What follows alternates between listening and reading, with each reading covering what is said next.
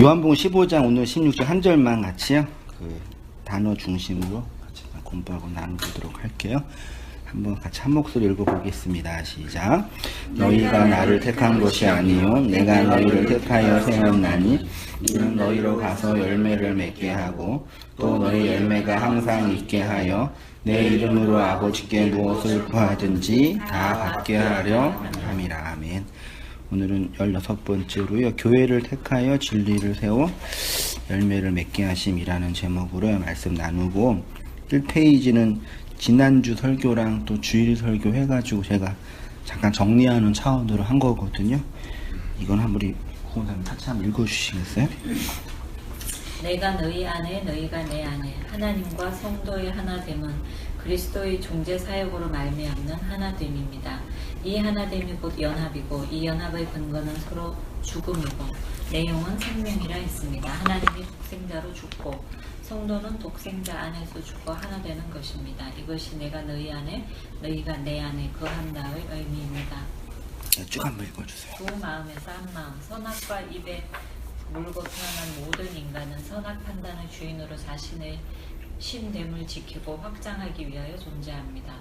그런데 구원자로 오시는 하나님은 나의 이 신됨을 공격하여 하나님의 왕권을 내 마음과 인생 역사 속에 실현하기 위하여 오셨습니다. 모든 것을 대상화함. 선악 판단의 두 마음, 에피두미아의 욕망을 따라 살아가는 모든 인간은 나라는 주체를 위하여 너라는 대상을 자기 욕망으로 끌어당겨 나됨을 확장하기 위하여 이용한다 했습니다. 남자가 여자를 그렇게 자기가 원하는 욕망으로 대상화하고 여자가 남자를 또 그렇게 합니다. 그래서 함께 서로를 바라보는데 내가 욕망하는 그가 되는 것입니다. 그의 실체가 중요한 것이 아니라 내가 원하는 그 욕망의 투영물로서의 그가 중요하다는 것입니다. 네, 그래서 이제 지난번에 하나님을 이제 대상화하는 것에 대해서 얘기하려고 이렇게 표현했죠. 그래서 진정한 사랑의 관계는 없다. 진정한 성관계는 없다라는 표현이 내가 욕망하는 그고 또 그가 욕망하는 그녀가 되니까 다 각자가 생각하는 그 대상이 대상화한다는 얘기죠. 근데 이거는 인간관계가 인간에 관한 이야기인데 이게 이제 하나님과의 관계 안에서 하나님과를 바라보는 시각도 동일하게 이제 나타난다는 표현인데요. 볼게요. 인간이 하나님을 이렇게 자기가 욕망하는 대상으로 바라보는데 그렇게 바라보는 것이 에이돌론, 그러니까 보는 걸 에이도라고 헬라어가 그러고요. 그렇게 봐서 보여지는 사물, 사건, 내용들을 에이돌론이라 그러는데 에이돌론이 이제 우상이라고 내 바라봄의 투영물. 그렇죠. 그래서 이거를 이제 믿음주의자들은 바라봄의 법칙이라고 얘기를 하죠. 바라보면 실제로 된다고. 되나요? 되는 부분이 있지 않나요? 네, 있어요. 실제로 그게 과학 입증이 됐다고 해요. 그래서 내가 원하는 대로 말하는 대로 원하는 게 다 이루어지지는 않고 말하는 게 다 이루어지지는 않지만 원해야지만 이루어지고 말해야지만 되어진다고 표현을 하죠. 네, 그런 게 이제 그 신약 언어적 표현으로는 이제 우상이라고 표현을 해요. 그래서 우상 숭배는 나의 두 마음으로 에피두미아라는 단어인데 선악 판단의 주체로서의 그 마음으로 하나님을 내가 욕망하는 상으로 만들고 그 상에 내 욕망을 투영하는 것. 그래서 진정한 의미의 우상 숭배는 어떤 다른 이교도들이 상을 만들고 하는 게 아니라 내가 욕망하는 그 하나님으로 만드는 것. 그게 우상 숭배. 그래서 그런 의미에서 누구죠? 베드로가 예수님이 이제 죽으러 간다고 하니까 뭐라 그랬어요?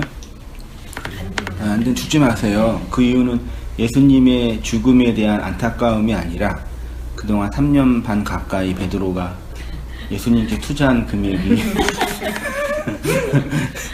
인생 바쳤잖아요. 바쳤는데 걔 죽는다 그러니까 자기 인생 끝나잖아요. 근데 권력이라는 게 한 사람만 하고 안 하고의 문제가 아니라 여러 가지 이해관계가 있다고 하잖아요. 그것처럼 내가 욕망하는 그 하나님이 대상화되어 있는 걸 우상이라 하고 그거를 섬기고 숭배하는 걸 우상 숭배다라고 원론적으로 말을 하고요. 그래서 그렇게 절간에 가서 절하고 다른 상을 숭배하는 것도 우상 숭배지만, 그쵸? 내 욕망의 투영물이잖아요. 엄밀한 의미로는 하나님을 그렇게 내가 욕망하는 것으로 바라보는 거죠.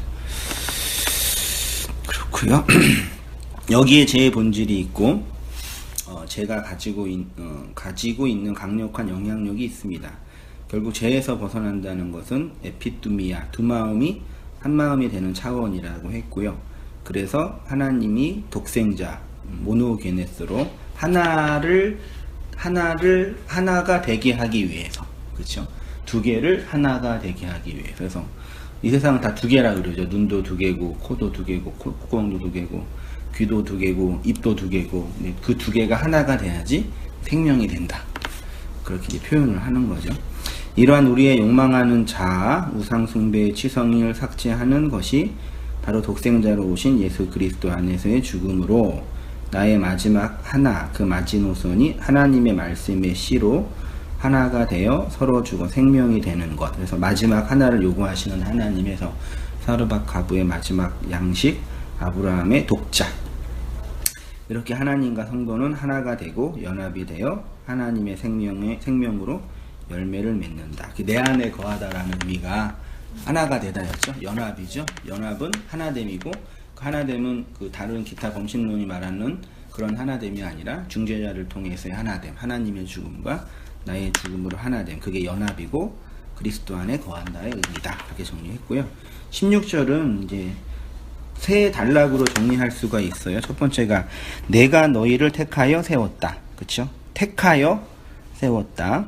그리고 두 번째로는 이유는 열매 맺게 하려고, 세 번째로는 열매의 내용으로서 주어진 것이 구하는 것은 받게 하려고. 세 단락이에요. 요것만 정리하면 되고요. 요거 내용을 한번 정리해 볼게요. 원어로 보면 뭐 이렇게 되어 있다는데요. 그냥 제가 공부하는 마음으로 썼는데, 중요한 단어가 에클레고라는 게 있대요. 이게 택하다라는 동사고요. 그 다음에 세 번째 티데미 있죠. 많이 들어보셨죠? 네. 티데미가 이게 세우다, 주일 설교였나요? 이게 성경 공부였나요? 그 마지막 날에 다시 살리다가 아나이스템이라 그랬죠. 아나는 위고 이스템이는 티데미라는 동사에서 여기에서 온 게 이제 부활이라는 단어가 아나시스타스라 그래서 위로 일어서다, 살아나다. 그게 이제 부활이라고 표현을 했고요. 티데미라는 동사. 그 다음에 이제 휘파고라는 단어도 좀 중요하게 봐야 되고요. 그 다음에 뭐 이제 그 칼포스는 열매고 페로는 맺다고. 그 다음에 메누 또 있잖아요. 거하다, 있다. 지난주 했던 거요. 그 다음에 아이테오는 많이 들어보셨죠? 네. 이거는 산상순에서 많이 구하다, 기도하다의 의미고요. 그 다음에 디도미도 들어보셨죠? 네. 넘겨주다. 그래서 이렇게 말씀 공부하고 하면서 익숙해지는 게 되게 좀 도움이 된 거라서, 원단계는 익숙해지지 않은 분들이 좀 저항감이 있죠. 심리적으로 좀 저항감이 있으신 부분이 있는데, 그렇게 한번 또 복귀해서 중요한 단어가 에클레고 택하다, 티데미 세우다, 휘파고 가다, 페로 열매 맺다, 메노 거하다, 아이테오 구하다, 디도미 넘겨주다. 이제 택하여 세웠다, 이 부분 있죠. 여기 택하다가 에클레고인데요. 뭐뭐로부터 에크와 말하다, 모으다를 의미하는 레고의 합성어입니다. 구약과 신약에서는 어떤 물건이나 사람을 택하는 것에 택한 자의 신적 권위와 택함 받은 자를 향한 목적과 의도가 있다고 해요. 그래서 성경에서는 주로 하나님 나라의 구속사를 예표하고 설명하고 실현하기 위한 도구로 사물이나 사람을 택할 때 이 에클레고라는 단어를 사용했답니다. 그래서 신명기나 이사야에 이런 말씀들이 있고요. 뭐 택하여 세웠다. 성민이라는 단어가 나의 거룩한 민족으로 택했다. 그런 의도로 쓴 거고요. 에클레시아가 그럼 여기서 파생된 거예요, 단어가? 어떤 거요? 에클레시아. 그죠. 요 뒤에 있어요. 뒤에. 예. 그 에클레고가 택하다고요. 에클레시아는 교회잖아요. 에크는 어디로 붙어고 파생됐다기보다는 좀 비슷한 어근에 포함되어 있는 것처럼 보여요. 에크는 어디로 붙어고 레시아는 레시트, 그 부르다, 칼레오의 그 단어라고 왔다 해서 어디서 불러내다 이렇게 교회라고 하고요. 볼게 나중에. 특히 구약에서는 하나님의 구속과 은혜를 받은 자로서 이스라엘을 택했습니다. 그들의 택하심은 하나님의 그 무엇을 증거하기 위함이고요. 예수님이 제자들을 택하여 세우신 것도 같은 원리이고요.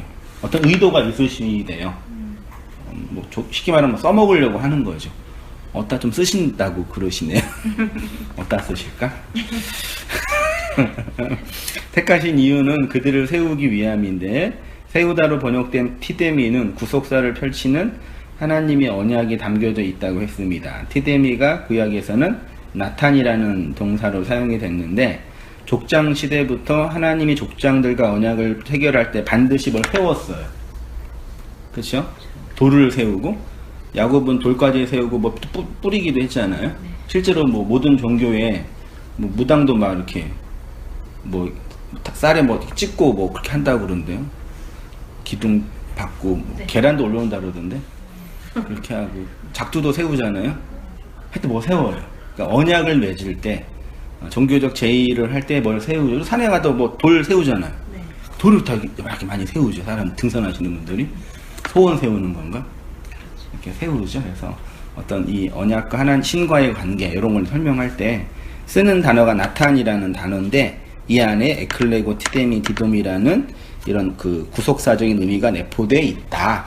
택하시고 세우시고 일어나고 건네주신다 의미 안에는 하나님이 구원의 은혜를 베푸시고 하나님의 백성과 언약을 세우시고 그들의 인생을 인도하신다는 포괄적 의미가 담겨져 있다는 것입니다.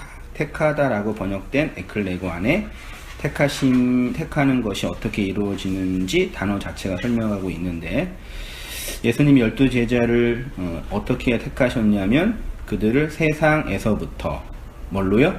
말로 모아서 택하셨죠. 에클레시아라는 단어가 어디로부터 부르다. 그래서 성민아, 그러니까 그거 알아듣는 제가 돌아보죠? 불린 거죠. 누가 부른 거예요, 밖에서. 그래서 불러서 그가 있는 그곳에서 누군가가 소리로 불러서 그 소리를 알아먹은 사람이 그 누군가가 소리낸 그 자리로 가는 거죠. 그러니까 제가 누군가의 소리를 듣고 그가 있는 곳에서 나온 자들이 에클레시아, 교회예요. 그러면 이제 하나님이 밖에서 말을 건네서 그 말을 알아먹고 방언으로 듣지 않고 소위 말해 뭐 레마로 듣고 그 예언으로 들어서 알아먹은 자가 나온 자들이 교회고, 그러면 그가 있는 곳에서 나온 자들이라 그랬는데 그가 있는 곳이 어디냐? 그게 이제 물리적인 장소가 아니라 사상적인 장소로서 선악 판단의 두 마음으로 나의 욕망과 가치를 따라 살아가는 그 자리에서 나온 사람들, 존재들, 그리고 교회라고 이제 신약성경이 표현하고 있고요. 에클레고도 골라내다 선택하다라는 뜻이고, 어떻게 골라내고 선택하냐면 레고라는 말을 건네줘. 그 말을 듣고 반응한 자들을 골라내고 선택한다. 그렇게 이제 있고요. 그 다음에 하나님의 세우심 한번 장문판 천천히 읽어주시겠어요? 하나님이 교회를 택하시는 것은 이러한 내용과 과정을 통해서 역사 속에서 이루어집니다. 그러면 이렇게 택하심을 받은 교회는 어떻게 됩니까? 예수님은 이들을 세우신다고 합니다. 세우다라는 단어가 티데미라고 했습니다. 티데미는 놓다, 두다라는 문자적 의미뿐만 아니라 비유와 상징으로 설립하다, 생기게 하다, 재정하다, 만들다 등의 의미로 사용되었습니다. 사전적 의미는 다음과 같이 정의할 수 있습니다. 네, 이렇게 뭐 사전에는요, 이렇게 네 가지 뜻이 사용이 됐대. 뭐 놓다, 옷을 올려놓다, 재물을 삼다, 집을 세우다, 법을 제정하다, 임명하다, 이렇게 티뎀이라는 단어가 많이 사용이 됐고요. 나중에 시간 되시면 보시고요. 성경에서 티데미는 이렇게 사용이 됐습니다. 이사야 49장에 그가 이르시되 내가 나의 종이 되어 야곱의 지파를 일으키며 이스라엘 중에 보존된 자를 돌아오게 할 것은 매우 쉬운 일이라. 내가 또 너를 이방의 빛으로 삼아. 이게 티데미예요. 나탄이라는 그 히브리어인데 헬라어로 가면은 티뎀이라고 할 수 있겠다. 그렇게 이제 번역한 거에서 이 얘기를 이제 사도행전에서 이제 이방의 빛으로 삼아 그대로 차용을 한 거고요. 마태복음 5장 15절에 산상수훈에 사람이 등불을 켜서 말 아래 두지, 그렇죠? 그러니까 등불을 말 위에 둔다 할 때가 티뎀이에요. 등불을 말 위에 왜 둬요? 비추려고요. 예. 세상에 비추려고 세워놓는 거, 그게 이제 그 티뎀이다. 그러니까 택하시고 세웠다는 얘기가, 우리를 예수님이, 하나님이 택하고 불러서 불려내고 어딘가에 세웠다는 이유는 이렇게 말의 등불 위에 두어서 뭔가 이게 어떤 뭘 하려고 하신다는 의도가 있는 거예요. 이걸 이제 그 나중에 이제 성경 서신서에 가면 바울은 보세요. 하나님이 우리를 세우심은 이렇게 되어 있고요. 디모데 전서에도요. 사도로 세우심을 입은 것은 되어 있고요. 디모데 후서도 그 선포자와 사도와 교사로 세우셨다, 입었다 되어 있고, 특별히 이제 누가복음 2장에 시므온이 그들에게 축복하고 그의 어머니 마리아에게 말하여 이르되 보라, 이는 이스라엘 중 많은 사람을 패하거나 흥하게 하며, 두 개가 있어요. 패하게 하고 무너뜨리고 세우고 흥하게 하며 비방거리를 받는 표적이 되기 위하여 세움을 받았고, 누가요? 뱃속에 있는 마리아의 아기 예수님이 누군가의 패하거나 흥하게 하는 표적으로 이렇게 티뎀이 세웠다고 표현하고 있어요. 자, 그럼 볼게요. 하나님의 세우심은 예수 그리스도를 세상의 표적으로 세우시는 것으로 예수 그리스도의 공동체를 세우는 것이고, 그리스도의 공동체를 세우는 것이고, 그리스도의 진리를 증거하는 교회와 교사와 전도자로 세우는 것으로 나타납니다. 다시 말해 그의 세우심은 이 세상을 향한 언약의 기둥으로서 하나님의 구원과 구속과 은혜를 드러내고 나타내 보이는 것으로 세운다. 그래서 흔히 우리가 뭐 하나님이 우리를 택한 이유는 하나님이 특별하게 쓰려는 목적과 의도가 있기 때문에 그런 식의 표현을 이제 하잖아요. 그 말 자체는 맞죠. 근데 그 안에 이제 어떤 의미가 있는지 한번 볼게요. 그 다음에 열매를 맺게 하기 위한 권사님 한번 읽어주세요. 오늘 본문에. 오늘 본문에 예수님이 제자들을 택하여 이렇게 세우시는 이유를 뭐라고 합니까?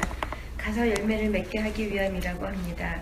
가서라는 단어가 휘파고인데 의미는 무엇 아래로부터 인도하다, 데려가다, 끌고 가다라는 뜻입니다.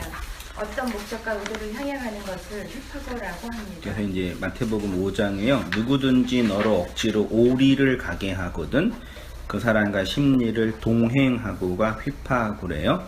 누군가가 우리에게 오리를 요구를 하는데 그 요구보다 더 나은 것으로 데리고 가라, 이렇게 표현되어 있어요. 예수께서 이르시되 내가 온전하고자 할진대 가서, 그러니까 어떤 목적을 위해서 가는 거, 뭐 소유를 팔아서 뭐 하라고 하고요. 잠깐 주의를 해야 되는데요. 마태복음 5장 41절에 너로 억지로 오리를 가게 하거든 심리를 동행하라고 했는데요. 오리라고 번역된 단어가 밀리온 헤이스이고요. 밀리온은 100만이란 뜻이고 고대 시대는 1000이란 단어로 사용이 됐대요. 헤이스는 하나, 그리고 뜻이고 밀리온 헤이스는 1000하나, 그게 하나의 1000, 1000. 그러니까 누군가가 너로 억지로 1000을 가게 하거든이 안 가리오는데 억지로 요구하거든, 그렇게 할 수 있어요. 여기 나와 있죠. 심리라고 번역된 헬라어는 듀오예요. 듀오는 결혼의 듀오 할 때 짝, 둘, 짝 이거거든요. 그러니까 앞에를 오리로 번역을 해서 오리에 둘 해가지고 이배수해서 심리로 번역을 우리 그 어른들이 하셨는데, 이거는 이제 아주 오역이라고 하기는 좀 그렇고, 해석을 이제 그러니까 오역이 이렇게만 보면 안 되죠. 이거 어떻게 해요? 누구든지 권사님께 오리 가자 그러면 심리 가야 되는 거예요. 앞에 40절은 뭐냐면 속옷을 달라고 하는 자에게 겉옷 주라고 하면 속옷 주세요 그러면 변태지. 속옷 관계 겉옷 줘요?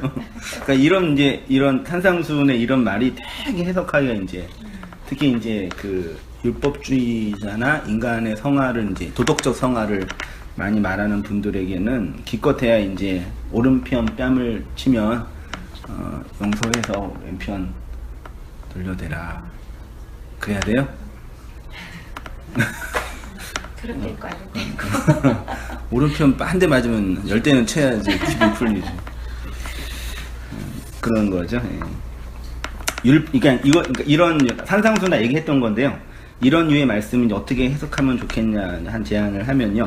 율법의 강압에서 온전을 건네주라 이렇게 썼는데 41절은 원문 그대로 직역하면 누군가가 하나의 천으로 강제로 억지로 요구하거든 그 천의 짝으로 인도하라. 그러니까 쉽게 말하면 율법이 우리에게 요구하잖아요. 뭐라고요? 해? 하지마. 그러면 해 하는 걸 열심히 하고 하지마 그걸 안 하면은 어떤 사람이 되는 거예요? 율법 안에 율법이 강압 아래 놓여 있는 노예가 되는 거잖아요. 맞나요? 그렇게 하지 말고 율법이 갖고 있는 그것들의 진의를 건네주라. 속옷도 율법의 속옷이라고 이제 상정을 하면 율법이 우리한테 율법의 요구를 달라는데 속옷만 주지 말고 겉옷이죠. 그 키토네트라는 단어인데 뭐 예수님의 진리의 겉옷 그릇에서 율법의 내용 율법만 주지 말고 그것의 내용으로 설명된 그리스도의 의를 건네주라. 그런 식의 논리였어요. 누군가가 하나의 천으로 강제로 억지로 요구하거든 그 천의 짝으로 인도하라. 바로 앞절 40절에도 속옷을 달라고 하는 자에게 겉옷과 함께 속옷과 함께 겉옷을 주라고 한 말씀과 일맥상통합니다. 우리를 강요하고 강압하는 율법의 요구 앞에 하나님의 온전을 진리로 설명하여 인도해 주라. 이고요. 나중에 뒤에 가서 다 볼게요. 휘파고는 이렇게 하나님의 온전하심과 은혜의 인도하심과 이끄심을 설명할 때 사용이 됐고요. 하나님은 이렇게 우리를 열매로 이끄십니다. 열매를 맺게 하시고 하나님의 열매가 되게 하신다는 거고요. 십자가는 이 세상을 향한 하나님의 열매를 세우는 것처럼 십자가로 모인 우리를 그 언약으로 세우시고 이끄신다는 것입니다. 예수님은 이렇게 제자들을 택하여 세워서 열매를 맺게 하고 열매가 있게 하여서 하나님께 구하여 받게 하신다고 하고요. 쉽게 말해서 예수님이 우리를 택하여 세우신 이유는 뭐라고요? 열매 맺게 하기 위함. 열매가 이제 뭔지 중요하네요. 그렇죠?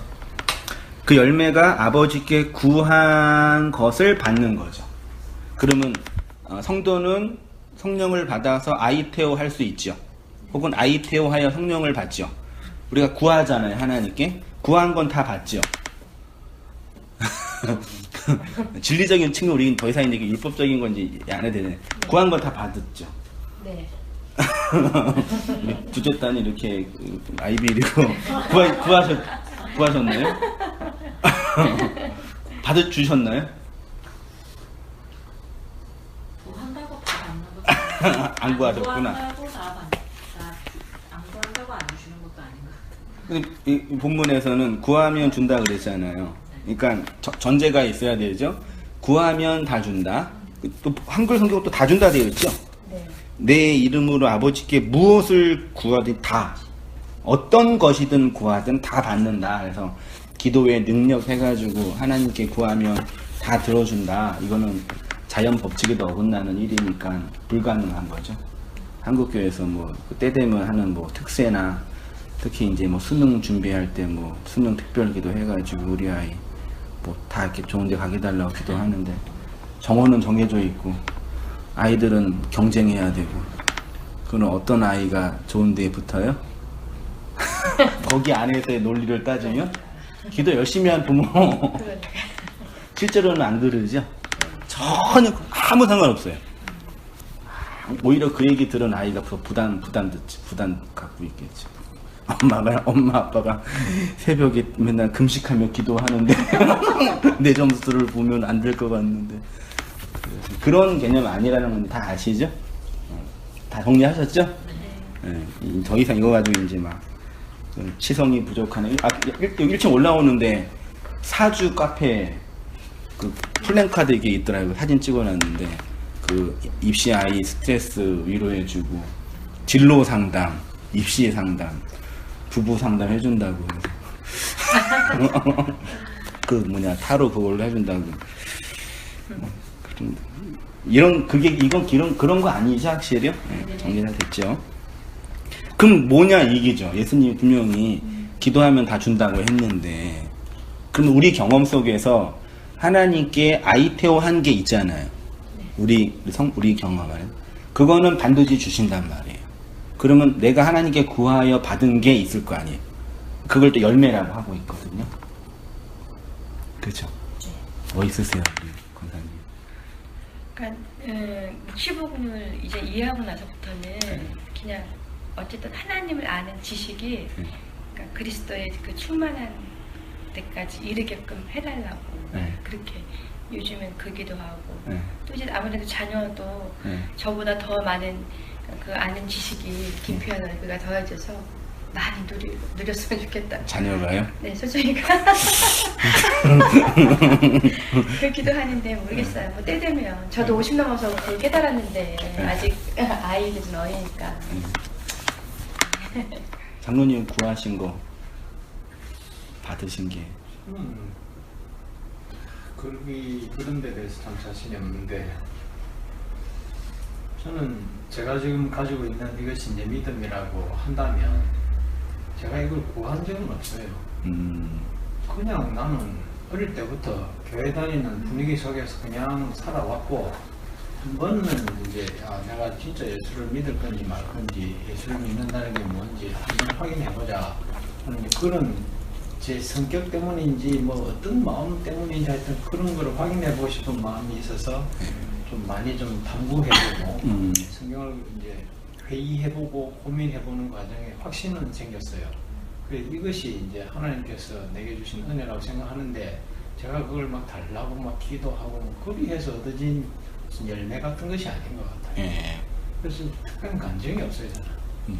근데 다른 사람은 안 하는 걸 찾는 거잖아요. 그런 건 정말 많이 했습니다. 그렇죠. 요즘도 늘 하고 있습니다. 그러니까 제가 이렇게 이 성경 공부 인도하고 여러 성도님들 만나 뵙고 또 저도 개인적으로 제 역사를 돌아보고 해석하면서 공통된 그 결과물 하나가 있다. 그러니까 이 말씀 안에 돌아오고 어떤 근본적인 변화 앞에서 이렇게 직면한 성도들을 뵈면 공통된 특징이 일단 그 갈급해요. 그게 갈급함이 단지 지적인 갈급함만은 아니에요. 그러니까 물론 이 배워야 된다라는 그런 고민은 있고 또 들어야 된다는 어떤 학습적인 태도가 있는데, 따지고 들어가면은 공부해야 된다는 그런 갈급함이 아니라 존재와 이 삶에 대한 갈급함. 그래서 이렇게 뭐 배우기도 하고 찾고, 그리고 이렇게 그러니까 그건 무슨 뜻이냐면 지금 내가 갖고 있는 이 지식으로는 안 된다. 요걸로는 충분하지 않다. 구원의 확신이 없다 그 뜻이 아니라요. 요게 온전하지 않다라는 자각이 있어야지만 갈급함이 나오거든요. 근데 그런 분들이에요. 다 최소한 말씀 나누고 이렇게 진리 앞에 서기를 사모하는 분들은요. 그렇게 하니까 또 뭐가 일어나면요. 자기 안에 있는 그 부족함과 한계를 직시하고 그것으로 말미암아 하나님과 세상에 대한 그 이해가 생기시는 것 같아요. 내 인생이 뭐고 이렇게 인도하시는 하나님의 손길이 뭔지를 해석을 하는 거죠. 그 해석 속에서 이제 소위 말해 용서가 나오고 그 다음에 자유가 나오고, 그리고 나한테 주어진 용서와 자유로 양식이 있으니까 그 양식으로 나도 살고, 또 이제 주위 타인들 타자라고 표현하는 이 사람들과 그 양식을 나눌 수 있는 그런 존재. 그러니까 그 기술적으로든 어떤 위치적으로는 문제가 아니라 어린아이든 청년이든 나이든 어르신들 간에 공통적으로 성경공부 인도하면 이렇게 권사님, 장로님 신앙에 대해서 반듯한 분들도 계시고, 또 어떤 사람들은 힘들어가지고 왔다 갔다 하는 분도 있고, 또 이렇게 열심히 일터에서 일하는 그 직장인도 있고, 또 공부하는, 이렇게 다양하게 있는데, 한 사람의 그 존재를 인간의 영혼이란 그 자체로 보면은 똑같은 그 코어가 있더라고요. 그런 분. 그러니까 그것이 우리 안에 우리가 구한 내용들이에요. 우리가 구했다라고도 할 수 있지만 주님이 건네준 그 성령이 구해서 디돔이 건네주신 거예요. 그렇잖아요. 그러니까 제가 목회하고 말씀 전하고 있는 입장에서 그 온땅교회 성도님들에게 항상 감사하고 좋지만 정말 이렇게 힘든 분들이 누구냐면 이렇게 말씀은 필요하다는 자각을 해요. 그래서 들으려고도 해요. 근데 언뜻 보면 정말 내가 원하고 갈급해야 하지 않는 분들. 그럼 교회 안 올 거 아니에요. 근데 와. 그러니까 갈급해 안 하는 건 아니에요. 이게 갈급한 게 있어. 근데 그 갈급함이 그 말씀을 향한 어떤 구체적인 태도로 가지는 못하는 그 상태. 심리적으로 보면은 그냥 어떤 상태가 있냐면 그냥 나이가 힘들고 감정적으로 환경적으로 존재적으로 좀 어려우니까 이런 나를 좀 이렇게 어떻게 좀 해주세요. 이런 심리예요.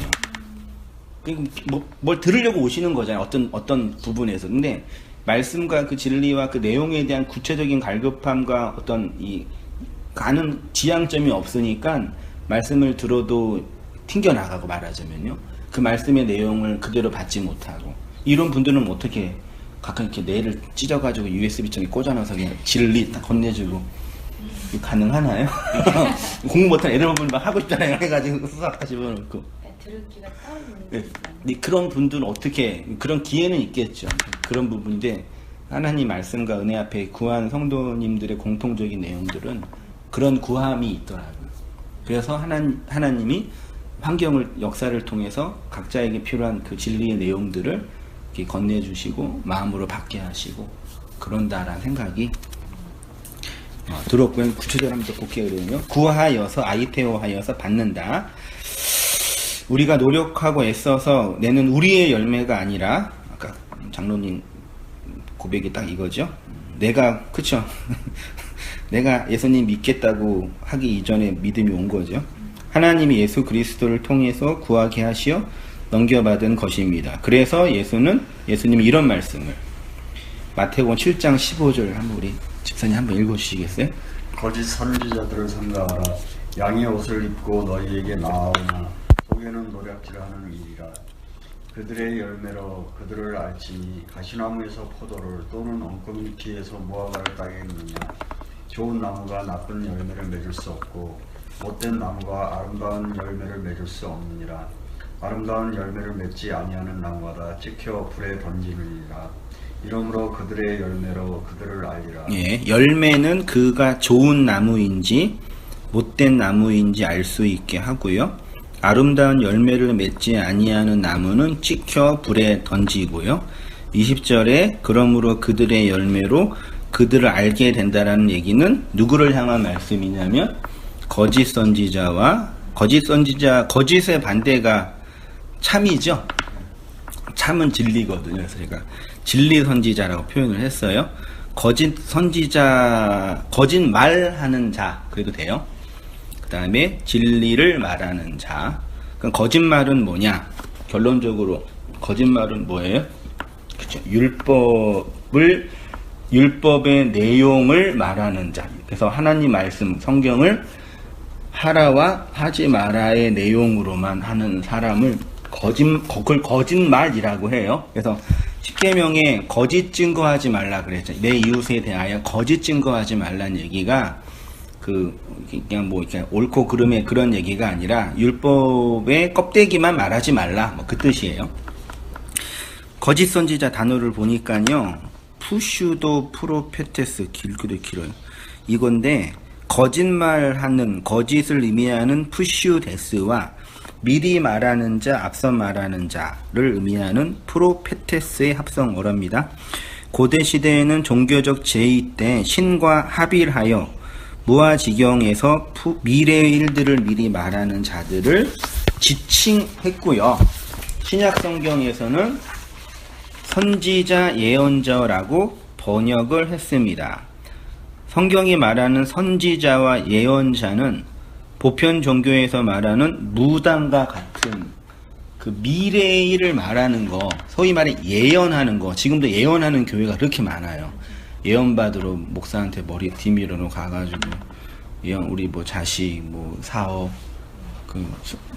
사업을 이제 새로운 거 하려고 그러는데 뭘 해야 될지 고민할 때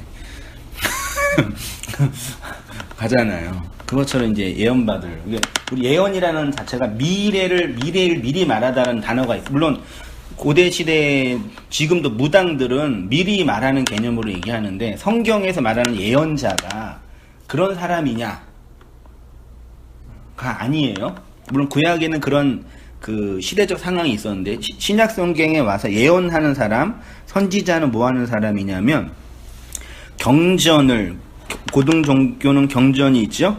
경전을 해석하여 공동체에게 전하는 자를 예언자라고요. 구약의 예언자가 누구예요? 이사야, 예레미야, 에스겔, 다니엘, 기타 12명의 선지자들 있죠. 이분들이 예언을 어떻게 했냐면, 원론적으로 보면 구약 종교에서의 경전은 몇 분이 없었죠? 모세 오경뿐이 없었어요.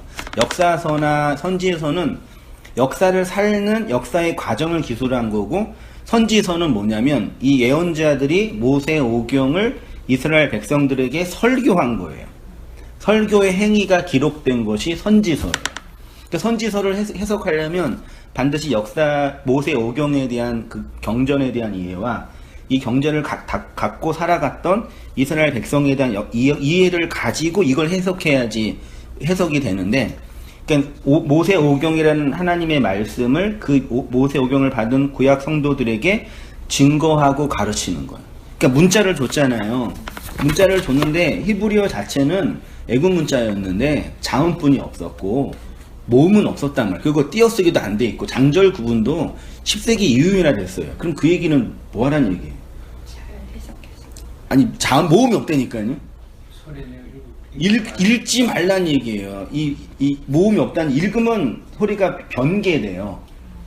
이 모음은 나중에 마소라 학자들이 하도 못 읽으니까 연구해서 만든 거예요. 5개가 6개를. 그리고 고대 시대는 알파벳 자음 안에 모음의 기능을 하는 문자 4개를 빼서 읽게 만든 거지.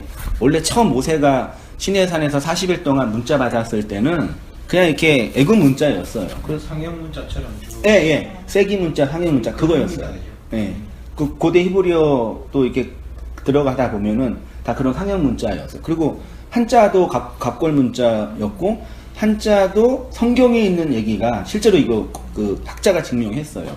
성경에 있는 얘기가 그대로 있다고. 뱀, 영, 방주, 동산 있다고. 그리고 그것도 원래 중국 역사도 이렇게 진시황 때 학자들 다 죽였잖아요. 책 다 불태우고. 그때 단절됐다고 하는 표현이 있는데, 문자가 그렇게 기록된 거는 읽지 말아라. 니네가 읽을 수 있는 내용이 아니다. 그런 거죠. 근데 그거를 선지자들이 신적 계시를 받은 거예요. 황홀경 속에서. 그 경전의 의미를 해석하는 거예요. 공동체 안에.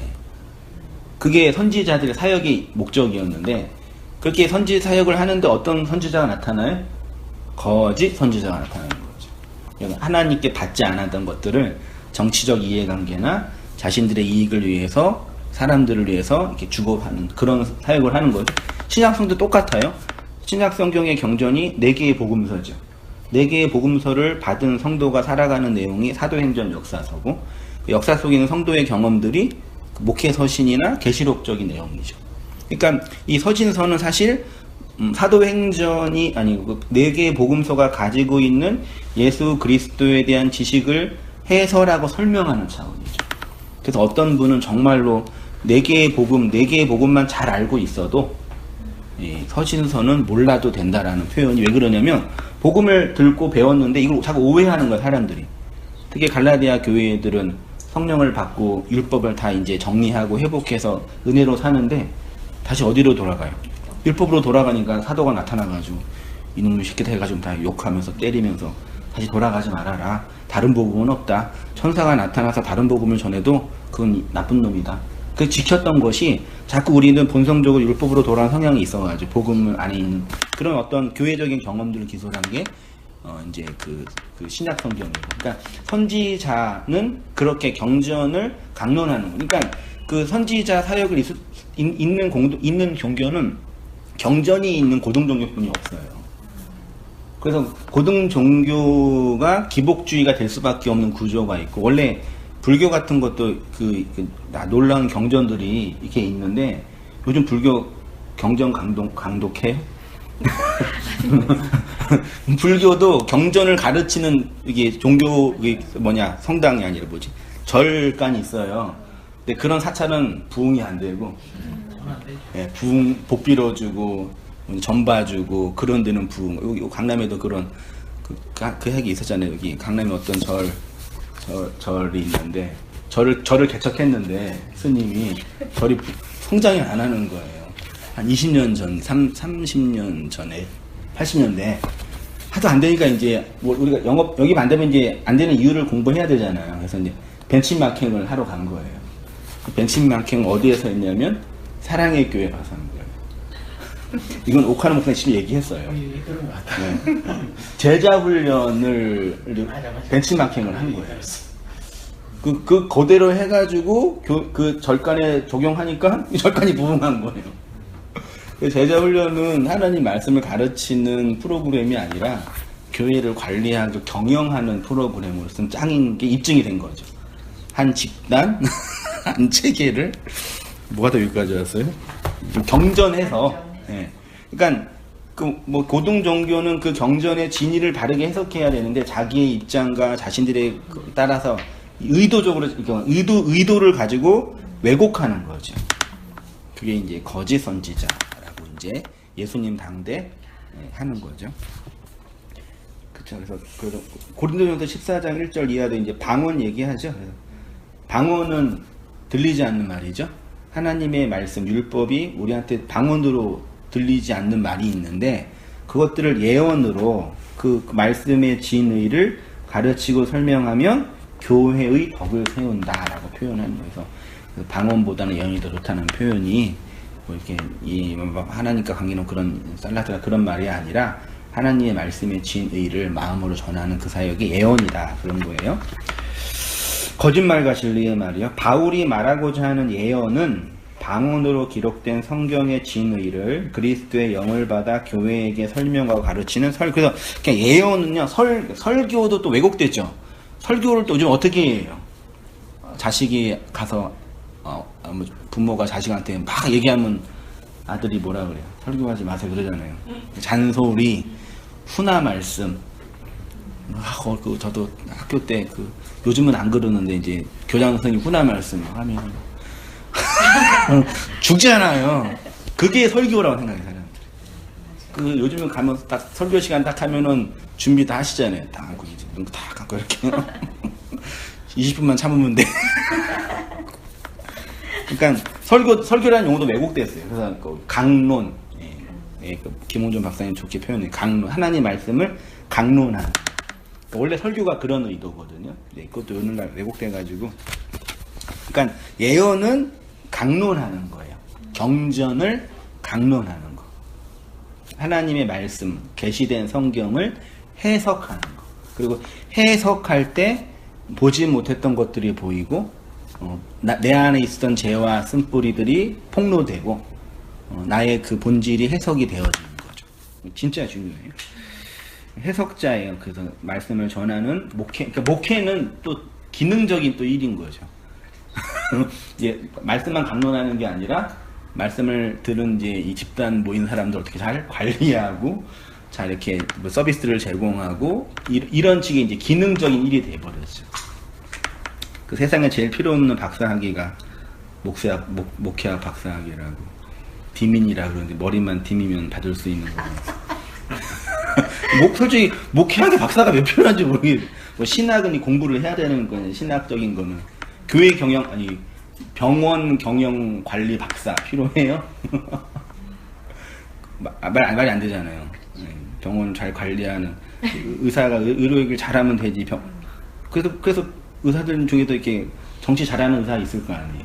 관리 잘하고 병원 짓고 이제 땅 사러 다니고 건물 사고 똑같은 거죠. 그런 어떤 사이를 보면. 거짓 선지자는 무슨 일을 하겠습니까? 까예요. 죄송해요. 그리스도의 영이 없으니 여전히 율법의 내용을 전하여 인간이 해야 하거나 하지 말아야 할 율법의 조항으로 가르치고 전하는 자들이 거짓 선지자. 여기 제일 중요해요. 성경 말씀은 해야 할 것과 하지 말아야 할 말씀이지요. 633개인가요? 그때 한번 해야 할 것과 하지 말아야 할 거를 이렇게 누가 성경에 해야 할 거 쭉 쓰고 하지 말아야 쭉 쓰니까 630 몇 개가 됐다고. 그래서 요거로만 잘 지키면 우리가 복을 받는다라고 하죠. 두 가지 질문이 생기죠. 가능하냐? 가능해요? 불가능하죠. 그 불가능한 거를 하라고 하는 의도는 뭐냐? 그 불가능하니까 이제 그럼 저주받는 거네요. 말하자면. 그게 이제 하나님 말씀이 하라고 하지 말아라는 율법의 조항인데요. 겉으로 드러난 조항인데 이 조항 이면에 있는 의미가 있단 말이에요. 그러니까 그래서 이제 표피층, 문자층이 있고 문자 이면에 의미층이 있단 말이에요. 이것을 내용으로 전환해야 되는데 요거만 하지 말라고만 하는 거예요. 그래서 성경이 스스로 충돌을 해요. 살인하지 말라 그랬잖아요. 하나님께서. 맞잖아요. 근데 하나님이 살인하지 말라 그랬는데 사람들한테 쟤 죽이라고 시켜요. 야, 살인하자 그래놓고 누구 사주를 해서 쟤 죽여 그런 거예요. 그러면 스스로 하나님이 한 입 가지고 두 말 하는 거잖아요. 그래서 누가 전쟁에서 사람 죽이는 허락이 된 거라고. 그런 식으로 하는 거죠. 그러니까 성경 스스로 충돌이 일어나는 문항이 너무 많아요. 그럼 그거를 이제 그 문자적으로 볼 때는 충돌이 일어나지만 안에 있는 의미로 볼 때는 설명이 되는 거죠. 이거를 완벽하게 다 설명하면 좋겠지만 완벽하게는 다 못하게. 왜냐면 언어가 변했으니까요. 어느 정도 기독론 중심 해석할 수는 있겠죠. 그게 이제 하라 하지 말라고요. 열매를 내지 못하는 자입니다. 성경이 말하는 열매는 태의 열매죠. 태의 열매가 뭐예요? 자식이요. 어렵나요? 열매는 뭐냐면 나의 말, 씨를 통해서 나와서 생명이 된 거죠. 자식은 나의 유전자를 받고 태어난 인격이죠. 내가 아니고서는 태어나지 못했죠. 그치만 내 거예요? 내 맘대로 돼요? 내가 조종할 수 있어요? 내 몸에서 나오는데 내 맘대로 안 되죠. 내 열매죠. 그치만 내 거 아니죠. 그치요? 그러니까 성경이 말하는 열매는 나라는 존재의 생명이 나와서 그 생명처럼 된 거예요. 그래서 이걸 그래서 태의 열매라고 표현한 거예요. 그러면 성도가 내는 태의 열매는 뭐겠어요? 네, 말이라는 씨를 건네서 그 씨를 받은 땅이 그 씨에 의해 생명이 되면 태의 열매가 되는 거죠. 제가 어떻게 표현했냐면 열매를 내지 성경이 말하는 태의 열매는 태의 열매입니다. 내 안에서 내 밖으로 흘러나오는 것은 말이고 말이 영으로 사람들의 마음에 떨어지면 그를 생명되게 하고요. 그렇게 살아난 자를 내가 전한 말의 열매. 됐나요? 보세요. 예수님이 제자들을 택하여 언약으로 세워 열매를 내게 하시는 것이 바로 이러한 원리인데 우리에게 이 진리의 복음이 들리기 전에 누군가가 우리에게 그리스도의 말을 영으로 전하였지요. 그것은 그가 복음을 전한 그가 하나님께 구한 그것이 우리에게 건네해 준 거죠. 좀 이해되시나요? 그러니까 내가 내 입장에서 볼 때 이 복음을 아직 건네받지 못했을 때는 누군가가 그가 받은 그 복음의 내용을 말로 전한 거죠. 내가 들렸잖아요. 전했는데 그거는 이 사람이 하나님께 아이테오 한 거죠. 아이테오 했으니까 나를 열매로 디돔이 건네준 거죠. 그러니까 성도에게 일어난 현실은 뭐냐면 씨를 말씀을 받았고 이 말이 내 거지만 하나님 거잖아요. 이 말에는 생명이 있단 말이에요. 이 생명이 흘러간단 말이에요. 어떤 방식으로든 인생을 살면서 그 말을 건네잖아요. 그 말을 건네는데 그 말을 받은 누군가 중에 한 명은 하나님이 건네준 그 생명이 되는 거죠. 그럼 이 생명은 내가 아이테오한 이 말의 디도미 열매라는 얘기죠. 그 경험하잖아요, 우리가. 제가 이게 교회를 하고, 물론 지역교회도 하고, 이렇게 성경 공부도 하고, 저는 이제 뭐 온당교회 출석하고 안 하고, 이런 개념이 너무 없어져가지고, 온당교회 성도들은, 온당교회는 관심도 없다기도 하고, 등록카드도 없다고 그러고, 이게 등록을 해야 돼, 말아야 돼, 이런 개념에서 좀 고민이 있긴 있는데, 말씀을 전하면서 이게 느끼는 건 뭐냐면, 교회는 계속 무너지고 있거든요. 이번에도 뉴스를 보니까 500억짜리 건물을 지었던 교회가 부도 나가지고 300억에 팔린 데가 이단이라고. 충성교회. 여기 있어요? 여기에요? 충성교회가 하나님의 교회로. 500억짜리 도대체 얼마를 해야 돼요? 그리고 사랑의 교회는 2천억이라고 그랬는데. 그러니까 아마 이렇게 건물 교회는 이렇게 뭐죠? 계속 이렇게 팔리고 경영 잘못하면 팔리고 무너지잖아요. 그럼 하나님의 성전이 팔리고 그런 건 아니잖아요. 그 교회 분란도 일어나고 목사랑 성도랑 싸우고 목사 스캔들 일어나고 또 튀고 막 돈 밀렸다가도 막 그런 말도 안 되는 일이 교회에 일어나는데, 그렇지만 진짜 교회, 그 말씀을 아이테오하고 건네준 진짜 교회들은 이렇게 확장돼가요. 이해되시나요? 교회는 성장해 간다니까요. 그러니까 인간이 만들어낸 건물이나 조직 교회는 싸우기도 하고 다투기도 해. 그건 당연한 거예요. 그건 어쩔 수 없고. 그렇지만 그 와중에도 진리를 받은 누군가는 점점 이렇게 어떤 지향점과 방향점을 흘러쭉 가더라고요. 그걸 느끼세요? 그렇죠. 목회하면서. 예. 그러니까 저는 그냥 그 온당교의 부흥과 성장은 다음 영역이고 그 현실을 보는 거죠. 이렇게 언제 경험하냐면 이렇게 말씀을 증거하고 말씀을 나눌 때, 지금 말씀을 듣고 온당교에 출석을 하고 온당교에 등록이 되고 이 차원이 아니라 누군가는 하나님의 그 말씀을 받고 흘러갈 거 아니에요. 계속 가요, 이렇게. 그래서 내가 그렇게 해서 말씀을 받았고 저도 또 그렇게 흘러가고 각자의 삶 속에서 이렇게 가는 게 보이더라고요. 그게 아이테오 하여서 디돔이 해준 열매인 거예요. 그건 있죠? 네. 그거 구하죠, 우리가. 그리고 그걸 구하니까 그러니까 받아주시잖아요.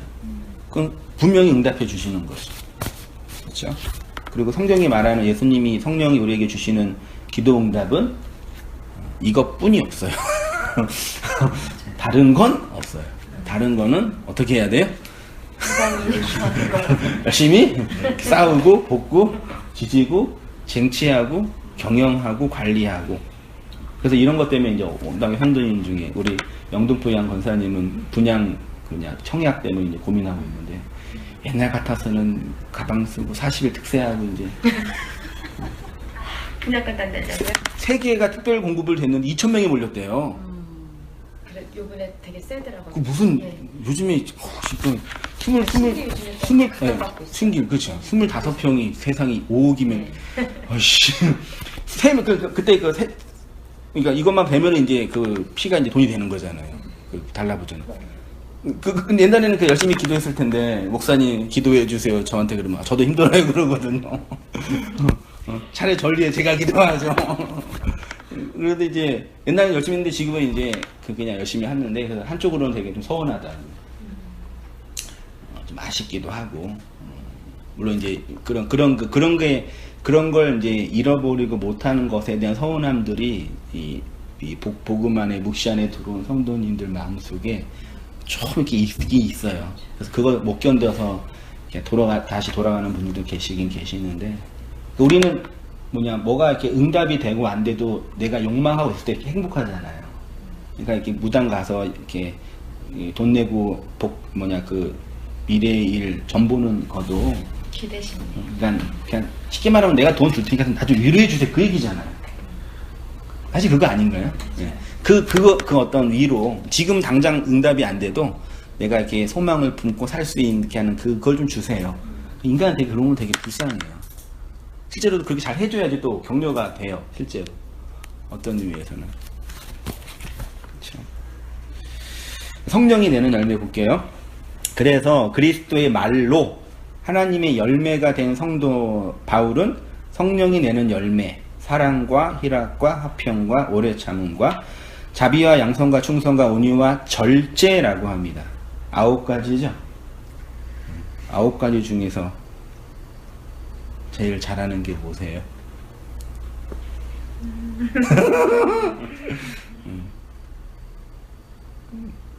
권사님 뭐가 제일 마음에 드세요? 제가 대학생 때 CC에서 헌신하고 열심히 제자훈련만 갔을 때 아침에 이제 일어나서 이제 큐티를 하잖아요. 물상 가지고 이제 우리 선장이 같이 이제 큐티를 하는 거죠. 다 입고 나서 야 성민수 너는 이 9가지 중에 뭐가 제일 약해? 저는 절제가 안 돼요, 선장님. 그러지? 우리도 안 돼. 그래서 기도하자. 주님 절제. 간절히 기도했거든요. 맞아요. 그래도 안 되더라고. 근데 이제 이게 그 원어를 보고 이제 신학을 공부하니까 단수로 되어 있어요. 성령이 9가지 열매는 다 거의 다 단수예요. 그러니까 하나란 얘기잖아요. 그러니까 하나를 잘한다 못한다 그런 개념이 아닌 거예요. 그러니까 그거는 지금 말도 안 되는 적용을 하면서 위로를 얻은 거죠. 대부분 다 이렇게 온당기에 성경받아 물어보는데 걸려드는 분도 계시고 항상 내가 물어보면 이렇게 다 의심의 눈초리를 저를 쳐다보시더라고요. 이제는요. 바울이 표현하는 성령의 9가지 열매는 9이라는 수로 상징된 아래의 세상에서 율법으로 감지되는 그 무엇이라고 할 수 있습니다. 이것은 사랑의 열매, 희락의 열매, 화평의 열매로 각각 내는 것이 아니라 단수로 성령이 그리스도의 영을 받은 우리에게 내게 하는 하나, 마지막 하나 있죠? 에스카토스, 마지막 그 생명이 하나님의 생명이 된 그 차원 있죠? 그 하나를 설명하기 위한 9인 것이죠. 그렇게 한번 본 거예요. 그래서 9으로 살고 있는 율법의 사람들이 10되기 바로 직전이죠. 9수 조심하라 그러잖아요. 구천도 하고 떠돌고 그 온전하게 되고 완전하게 되기 직전의 그 상태. 9으로 살고 있는 율법의 사람들에게는 그리스도의 영이라는 하나가 9들 중에 하나의 생명으로 보이는 것입니다. 그래서 계시록에 가면 이 열매가 선악과를 통과하여 주어진 생명나무에서 나오는 하나의 열매로 연결됩니다. 길 가운데 흐르더라 강 좌우에 생명나무가 있어 12가지 열매를이죠. 한글 성경은 열매를로 복수가 되어 있는데 스트롱 코드 2590번을 보니까 칼포스라는 명사고 이게 대격이고 남성 단수래요. 그러니까 열매가 12의 열매죠. 됐죠? 그러니까 열매는 하나예요. 그러니까 목사나 교사들이 자기도 못 내는 이런 도덕적 열매를 자꾸 성도들에게 내라고 하니까 그들이 하나님을 대적하는 거짓 선지자들의 자리에 있게 되는 거죠. 그러니까 이런 거 이제 하면서 우리가 사랑해야 합니다. 화평해야 합니다. 절제합니다. 그러면 좋잖아요. 그러면 그 말을 들을 때 우리 마음속에 뭐가 일어나요? 두 가지가 일어나죠. 죄책감과 그 다음에 기대심리. 나는 못하는데 열심히 하면 된다고 하더라. 제가 이제 그 신학적으로 고민할 때 산상수는 이런 말, 율법과 윤리적인 거 고민을 많이 했으니까 아까 말씀처럼 산상수에서 오른편 뺨을 치면 왼편도 돌려대고 우리를 가자면 심리를 해라 하면 그러니까 누가 나한테 이게 뭐 해야를 하거나 날 부담스럽게 하면 어떻게 하라는 얘기예요. 교회에 가서 막 누가 짜증내면 막 이렇게 웃어주고 나한테 피해를 주면은 더 이렇게 해주고 그런 거라고 얘기를 하더라고요. 다. 좋아요. 그렇게 할 수 있는데 두 가지 고민이었거든요. 난 안 되더라고요. 저는 안 됐어요. 그게요. 지금도 누가 날 때리려고 하면 나는 한 대 맞고 뭐 양보? 그런 거 있어요. 안 된단 말이에요. 저 개인으로 또 한 가지는 그렇게 말하는 목사를 보면은 멀리서 볼 때는 이렇게 하는 것처럼 보이는데 가까이서 보면은 다 보여요. 그러니까 뭐 성도들은 목회자를 멀리 보니까 이렇게 멀리서만 보니까 모르는지 사역할 때 가까이서 보잖아요.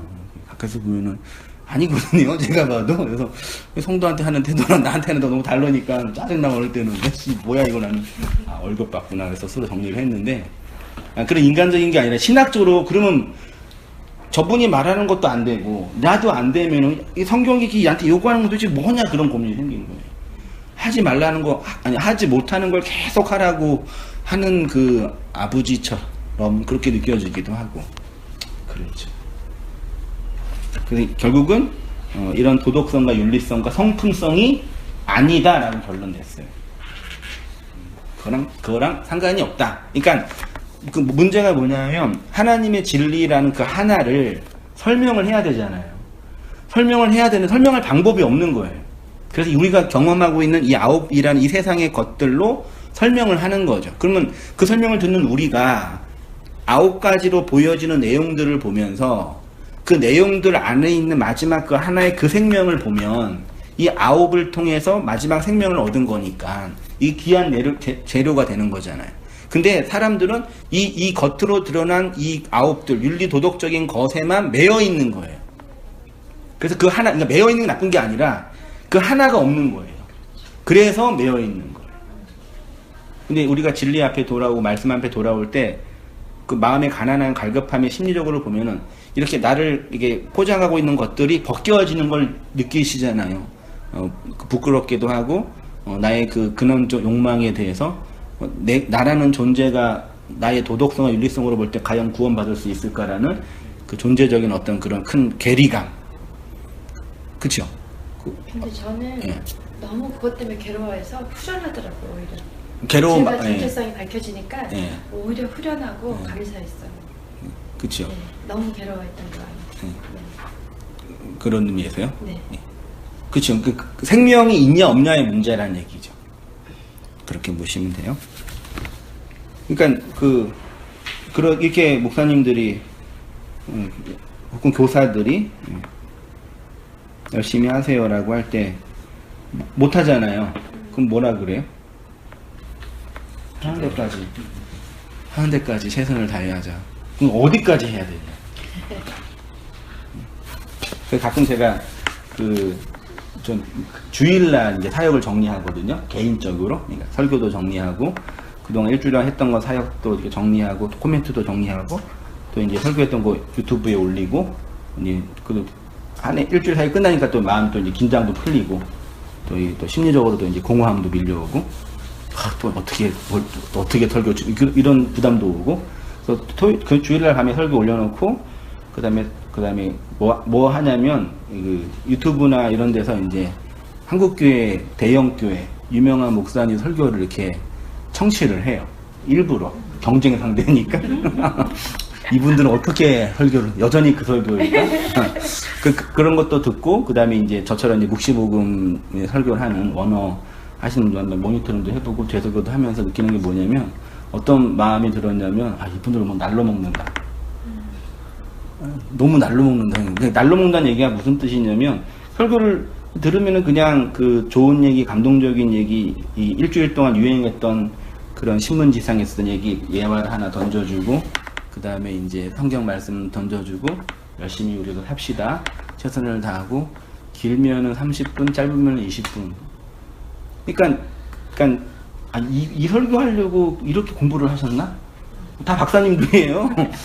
뭐 습관이 나머지고 이 설교하고 그렇게 사람을 이렇게 많이 봤나?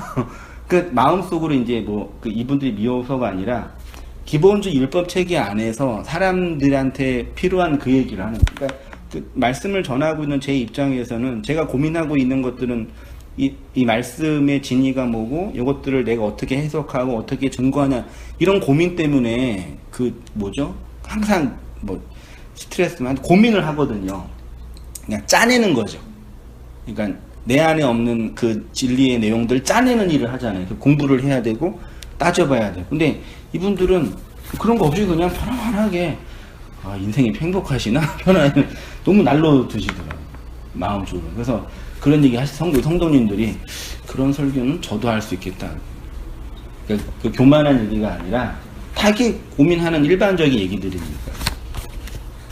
그게 이제 우리가 지금 갖고 있는 윤리 도덕성의 탈을 쓴 진리를 왜곡하고 있는 현실 교회와 지도자들과 성도들의 한계인 것 같아요. 그거를 이제 어떻게 극복하고 부셔야 되는가 문제인데 대형화된 교회는 불가능할 것 같고. 그러면 이 성경의 9가지 열매가 네. 충분치 못하다는 얘기입니까?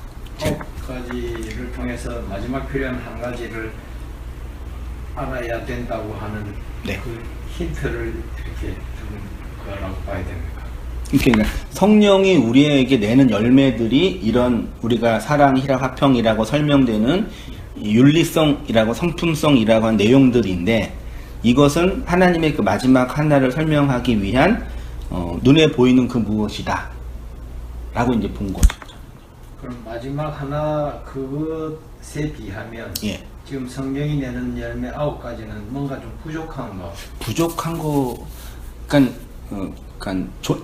뭐랄까, 영역의 차이가 아닐까요? 그러니까 하나는 근본적인 어떤 생명이고, 9은 이 생명이 투영되는 어떤 이 투사물이고, 이게 부족하다고 하기는 좀, 그러니까 저는 이걸 잘 이해를 못하고 지금 저희 교회에서 이거를 시리즈로 설교를 하고 있어요. 첫째 주 사랑, 둘째 주 희락, 아마 다음 주가 셋째 주 됐는데 아마 확정하지 싶습니다. 그래가지고 아마 9주까지 가지 않겠나 싶은데, 전에 새벽기도에서 이걸 가지고 시리즈로 9번 했던 적이 있었거든요. 그걸 조금 더 보완해가지고 주일 설교로 이렇게 9차례 하실 것 같은데, 그래서 이제 갈라디아서를 이렇게 보면서 이 말이 왜 나왔는가, 앞뒤에 이제 문맥의 맥락을 살펴보고 이러는 가운데, 우리가 흔히 알아왔던 이 성령의 9가지 열매라고 하는 것을 어떻게 이해해야 바르게 이해하는 건가 하는 생각을 지금 막 이렇게 또 하시니까 하는 그러시네. 중에 목사님 말씀을 드리니까 그걸 잘 이해를 잘 못했어요. 제가 지금 마지막 알아야 되는 그 무엇 하나 그것까지 합쳐져서 열이 돼야 완전한 성령의 열매인가? 그런 의미는 잘 모르겠다. 단수인데 9이라고 하는 그 9이 의미하는 바는 그럼 무엇이냐? 완전수라고 하는데 그럼 하나 속에 9의 그 완전한 것들이 있다는 얘기인가?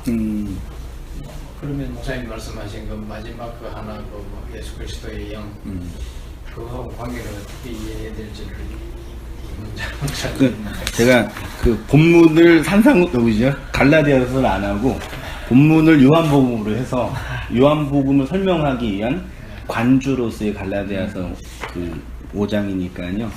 그 지금 말하자면 이제 이 사랑, 희락, 화평 이게 뭘 의미인지는 이게 자체를 또 이제 단어적으로도 보고 갈라디아서 전체의 흐름 속에서 율법으로 도망가고 있는 교회를 향한 비난을 하면서 영을 강조하고 은혜를 강조하는 책인데, 결국은 또 이런 건 또 이제 윤리 도덕적인 차원처럼 들릴 수 있는데 그 시대의 문맥과 또 다른 참의 해석이 필요한 거죠. 다만 이제 저는 제가 말하고 싶은 의도는 다 이렇게 말씀 못 드린 거는 어쩔 수 없고, 그러니까 이 9가지 열매는 윤리 도덕성, 이 세상에서 말하는 칸트가 말하는 사랑, 이 공자가 말하는 인내, 그런 건 아니라는 얘기죠. 근데 그런 건 아니지만 설명할 수 있는 방법이 없으니까 그 말로 표현한 거죠. 더더군다나 우리가 말하는 사랑이랑 영어권에서의 사랑이랑 또 그리스인들의 사랑이랑 또 히브리인들에게 사랑은 다 다르거든요. 그러니까 그 언어적 변천과 다 변천 속에서 이해했던 틀들이 있으니까 이런 껍데기로 설명된 내용들 안에 있는 어떤 그 본질적인 생명의 차원을 설명하는 거다, 그 정도로 하고, 그 다음에 더 들어가서 그러면 이제 이 9이 하나가 완성되지 않으면 부족한 거냐, 그 다음에 그 하나로 완성되는 차원은 어떻게 설명이 돼서 우리 사랑할 수 있는 사람이 되냐, 뭐 이런 거 더 깊이 좀 신학적으로 고민을 보여야 할 영역인 것 같아요. 저는 그렇게 생각을 했어요. 그냥 하나님의 말씀이 있으면 이 말씀을 싸고 있는 게 9가지 네. 그 열매로, 예. 그러니까 그 쉽게 말해서 열매가 있으면 씨가 있고 뭐 이제 과일이 있고 뭐 예. 껍데기가 있고 그렇잖아요. 그렇게 봤을 때 그 하나가 말씀이고 밖에 있는 게 9가지 열매야. 말씀, 영이 씨고 9가지는 그 씨에 대한 열매다. 네, 그렇게. 그러니까 그 말씀을 싸고 있는 어떤 이제 네.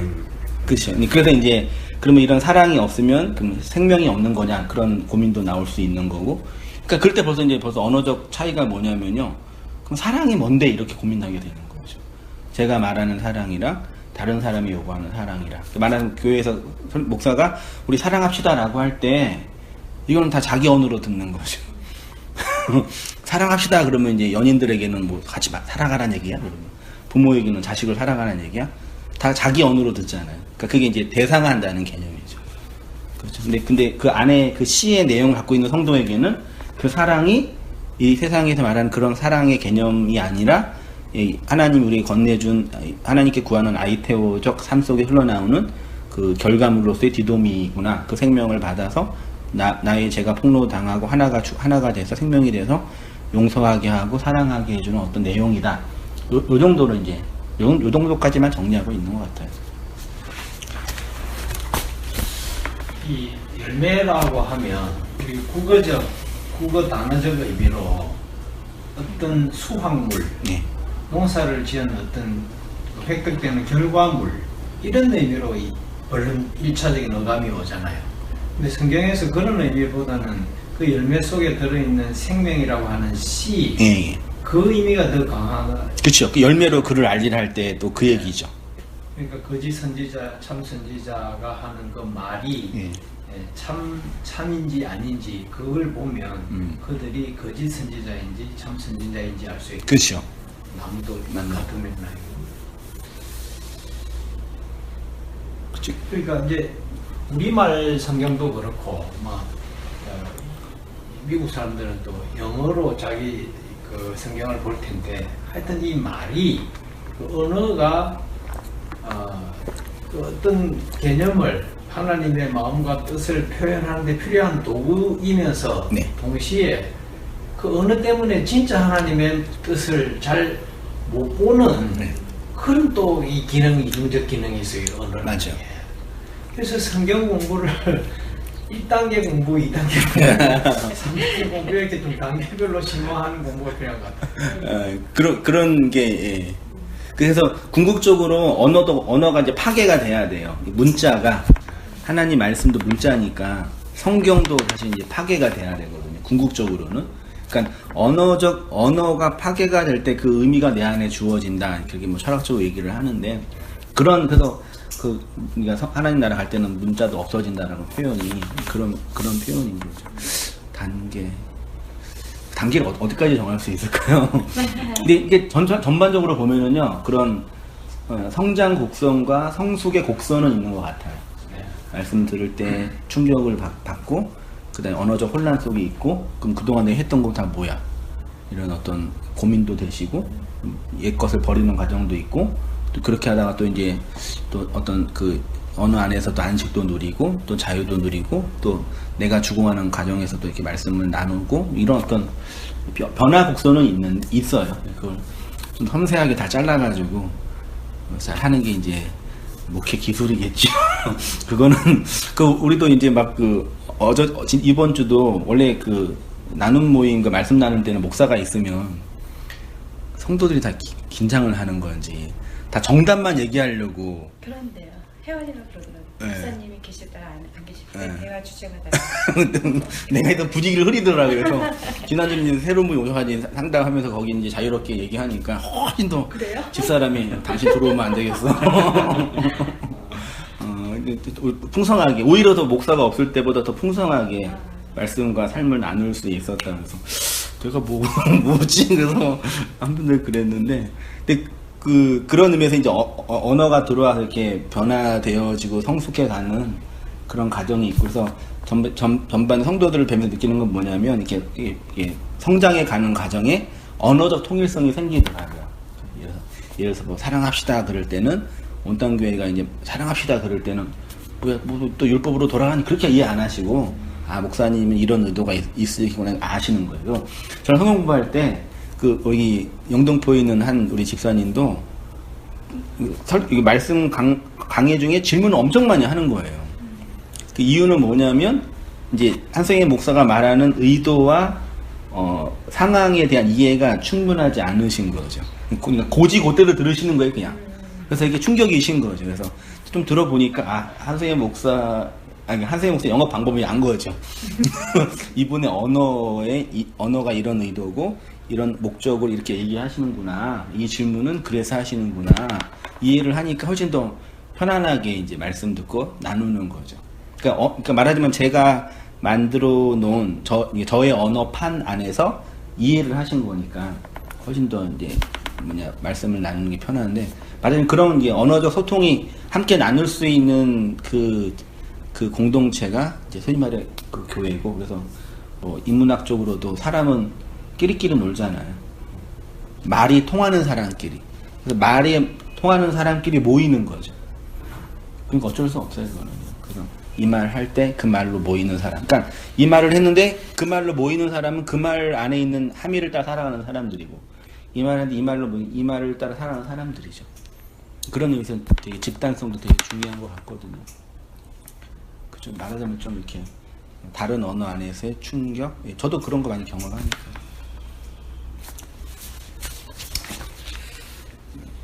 읽고 정리할게요, 그러면요.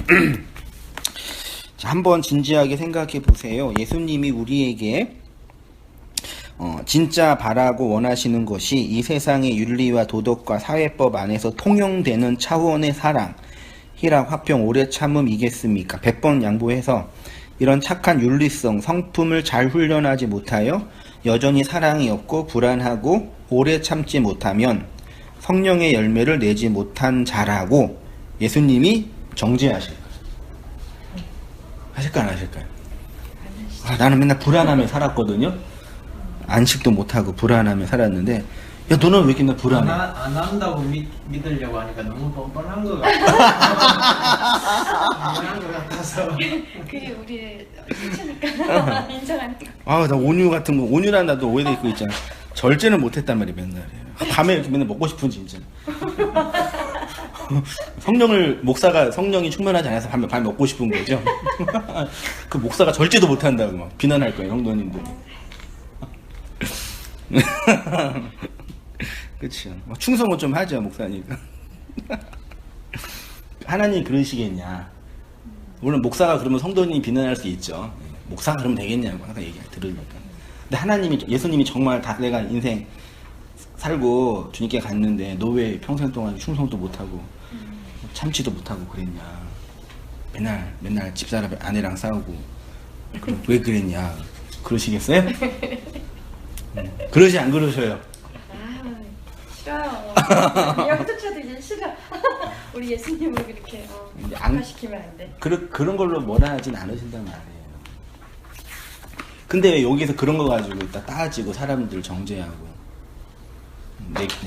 내가 만들어 놓은 틀, 공동체의 틀에 안 맞는다고 막 진짜 정죄하고 그러냐고. 평화방송, CTS, 불교방송, BTN이 이게 채널 3개가 붙어 있지 않습니까? 아, 예.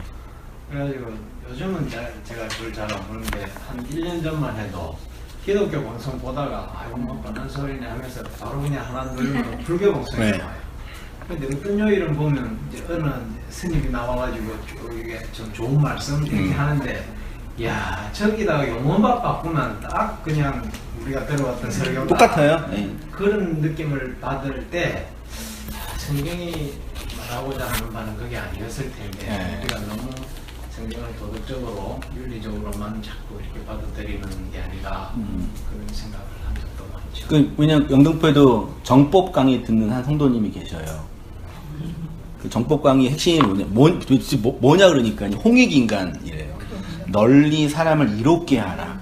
네가 네 자신을 위해만 살지 말고 다른 사람을 위해서 헌신하고 살아야지 그게 참된 사랑이다. 기독교보다 낫잖아요. 기독교는 우리 교회만 하라 그러잖아요. 우리 교회만 헌신하고 여기에서만 충성하라 그러잖아요. 훨씬 낫죠, 정법 강의. 그 측면으로 한다면. 그러지 않으니까는 거기에 대해서는 이제 자유로우시죠? 네. 그것 때문에 아파하거나 그러지 마시고.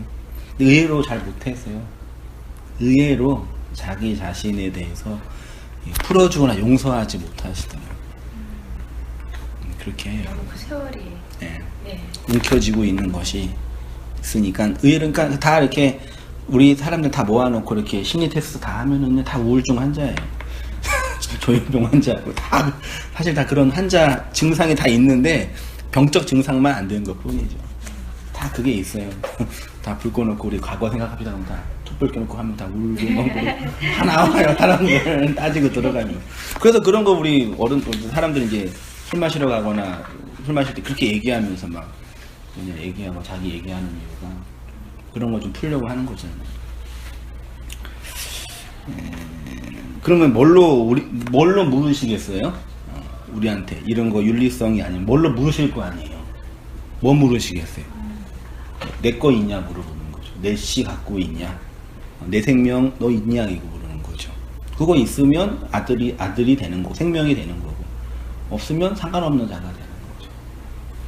그렇죠? 네. 100번 우리가 우리의 인생 전 역사를 통해서 맺어야 할 열매가 어떤 것인지 다시 한번 생각해 보시고 점검해 보시고 확인해 보시기 바랍니다.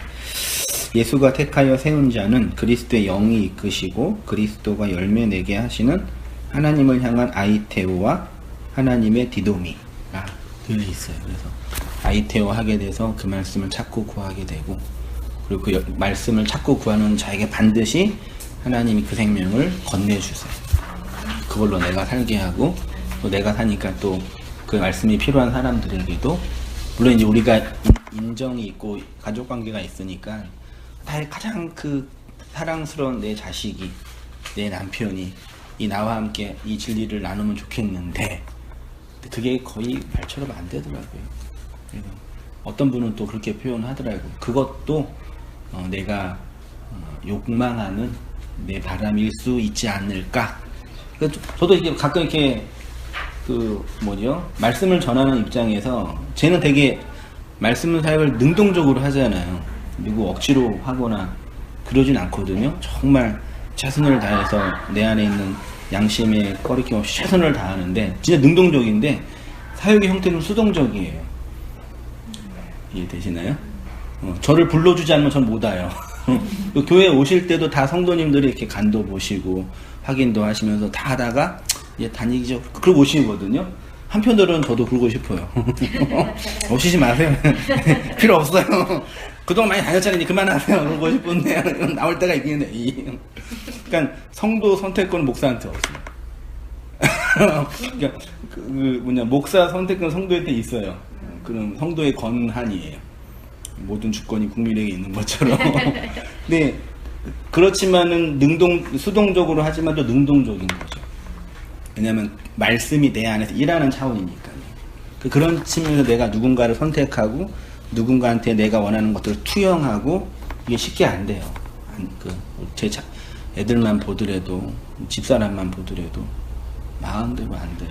그래서 뭐 때가 되면 그 말씀이 듣고 들리게 되면 하나님이 넣어준 그 생명이 된다라는 그 기대와 믿음을 가지고 사역하게 되는 것 같고요. 그건 우리 각자도 마찬가지니까요.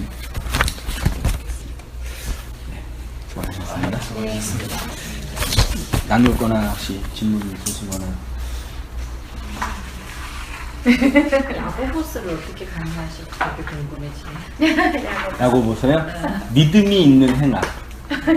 믿음의 행함. 그 산상수훈에서요.